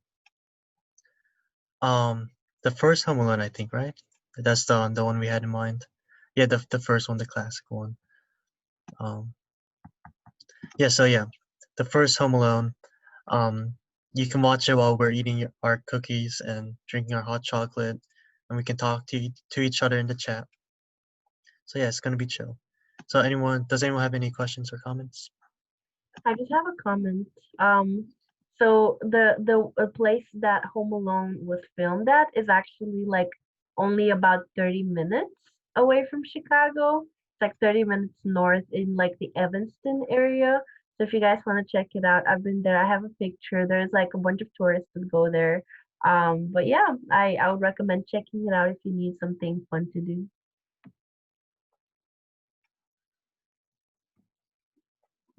Yeah, I'm just thinking how many people tried to like break into the house. But anyway, so is there any additional comments or questions? If not, the next item of discussion is the content of mental health by Vice President Hana.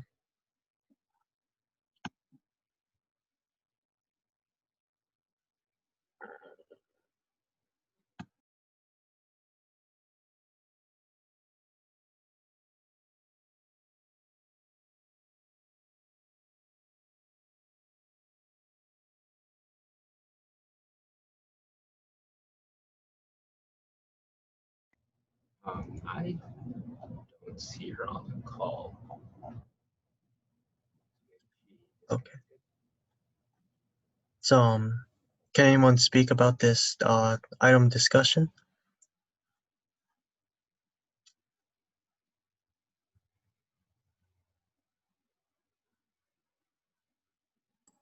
I can try talking a little bit about it. So basically. Oh, sorry, she's back. Oh, great.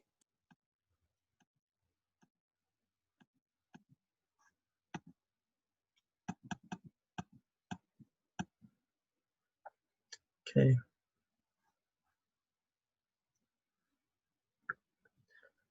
Hi, were we ready for the next one yet?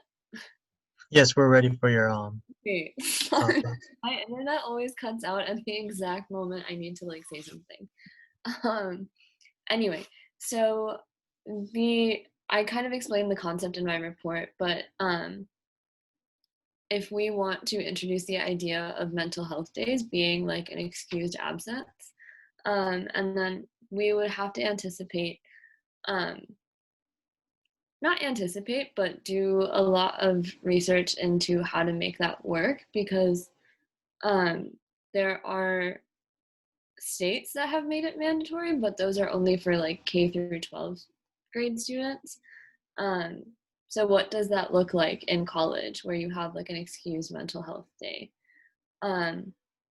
Or like we could do this simultaneously with the idea of pushing like a reading week, adjusting our calendar.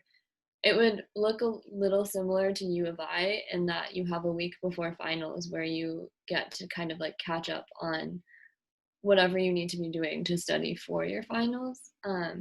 So Vice Chancellor Tolliver said that he would be strongly like in favor of something like that.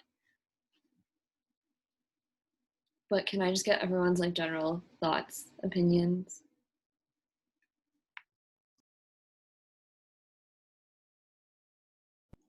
Yeah, I'm very much in favor of allowing mental health days, and I think it's a very valid reason for someone to have to take a day off. And actually, going further, this is making me think of our own policies, like in USG, and how that could translate. Like, for example, right now, there is only a few things that count as excused absences, and mental health is not necessarily one of them. But we could definitely work on, incorporating that into our excused absences.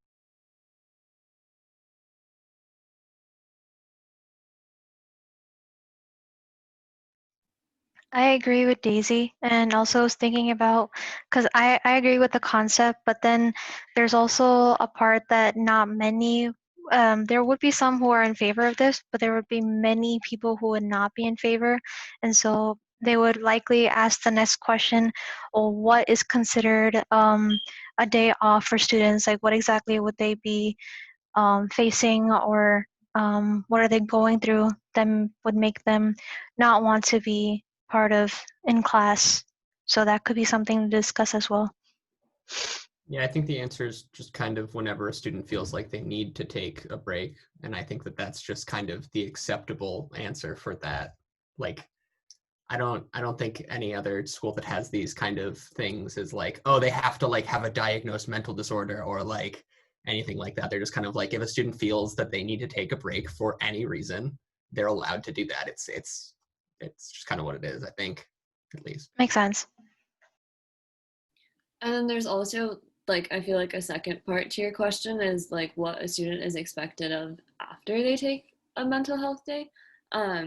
And then I feel like that would be up to the discretion of the professor where it's like you can maybe make up work on a later date and or you just get straight up excused from whatever you missed, but that's up to the discretion of the professor.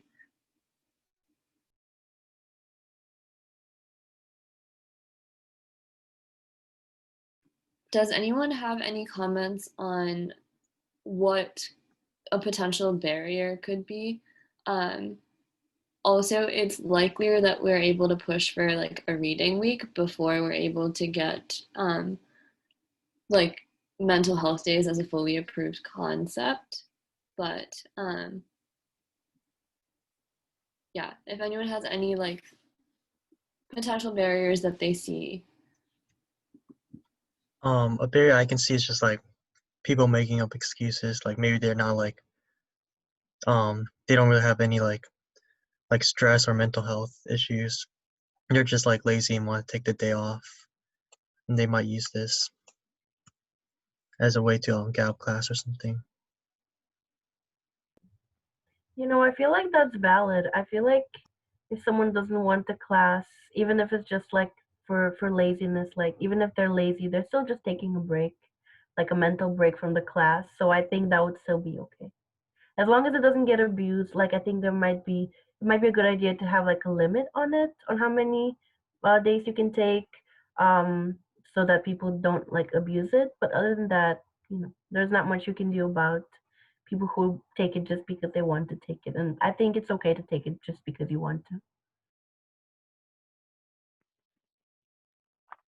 I think it might be interesting just to talk to the professors or departments that do have those policies where it is like you have a certain number of excused absences, no questions asked, and see like how they came up with those numbers or the reasoning behind that.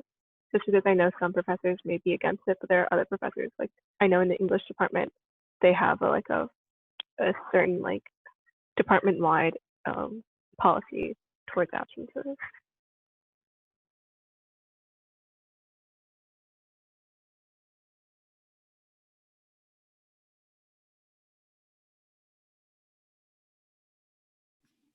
Cool. If no one else has anything else to say, we can move on. But it was just to kind of present the idea and see what you guys had to say. I think it would be a good idea to maybe like revisit this again next semester, maybe towards the beginning, just because right now it's, the last meeting and everybody, I feel like, just wants to be done with it. So.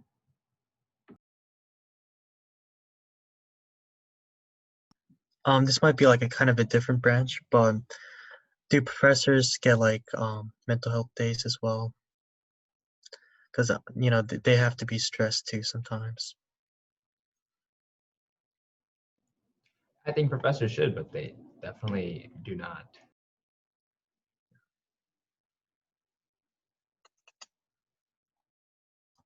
As much as I would love to advocate for professors, that's not really like the demographic that we are like meant to advocate. Like they have their own stuff. Like I think they have a union, and if they don't, they probably should. But it's not really like our place to advocate for them, if that makes sense. Yeah, I was just asking.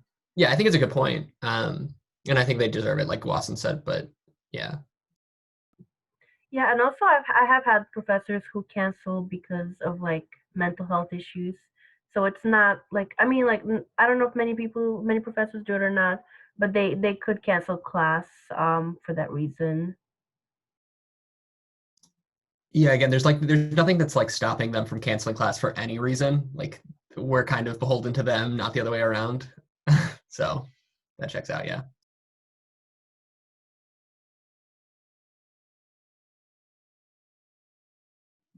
Okay, well, do we have any additional comments or questions?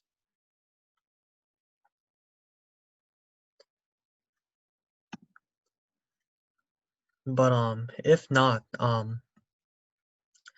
if there are no more items of discussions as well, we'll move on to the next order of business, which is announcements. Are there any announcements?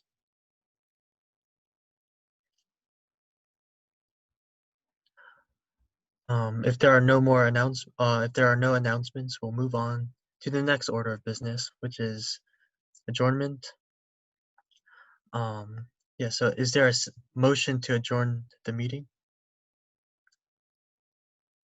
I motion to adjourn. Second. Okay. There has been a motion to adjourn the meeting. Is there a second? Second. Okay. It has been moved and second to adjourn this meeting. All those in favor, please say aye. Aye. Aye. Aye. All those opposed, please say nay. Does anyone abstain? Okay, so the ayes have had it. This meeting is now adjourned at 8:09 p.m.